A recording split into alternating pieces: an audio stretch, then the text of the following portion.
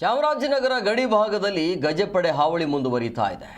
ಅರಳವಾಡಿ ಎತ್ತಗಟ್ಟಿ ಬೆಟ್ಟದ ಬಳಿ 40 ಆನೆ ಓಡಾಟ ಮಾಡಿ ನೋಡ್ತಾ ಇದೆ.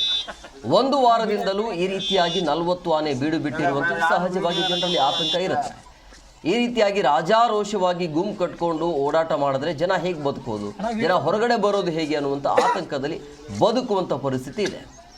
ಎರಡು ರಾಜ್ಯದ ಅರಣ್ಯ ಅಧಿಕಾರಿಗಳಿಗೂ ಕೂಡ ಚಾಲೆಂಜ್ ಇದು, ಅವರಿಗೂ ಕೂಡ ಆತಂಕ ಇದೆ. ಏನಾದರೂ ಹೆಚ್ಚು ಕಮ್ಮಿ ಆಯಿತು ಅಂದರೆ ಎಲ್ಲಿ ಓಡಿಸ್ಬೇಕು, ಎಲ್ಲಿ ಕರ್ಕೊಂಡು ಹೋಗ್ಬೇಕು, ಇದೆಲ್ಲವೂ ಕೂಡ ಚಾಲೆಂಜ್ ಇದೆ.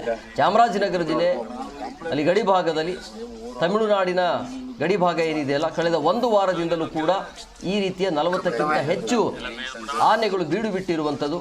ಸೊ ಜನ ಭಯಭೀತರಾಗಿದ್ದಾರೆ. ಅಲ್ಲಿರುವಂಥ ಸುತ್ತಮುತ್ತಲಿನ ಗ್ರಾಮಸ್ಥರು ಗ್ರಾಮಗಳತ್ತ ಮತ್ತು ಜಮೀನುಗಳಿಗೆ ನುಗ್ಗುವಂಥ ಆತಂಕದಲ್ಲಿ ಅಲ್ಲಿರುವಂಥ ಗ್ರಾಮಸ್ಥರ ಜನರಿದ್ದಾರೆ. ಸೊ ಎರಡು ರಾಜ್ಯದ ಅರಣ್ಯ ಅಧಿಕಾರಿಗಳಿಗೆ ಸಹಜವಾಗಿ ಈಗ ಟೆನ್ಷನ್ ಕೊಟ್ಟಿರುವಂಥದ್ದು. ಮುಂದೆ ಏನು ಮಾಡಬೇಕು, ಏನು ಇರ್ತಾರೆ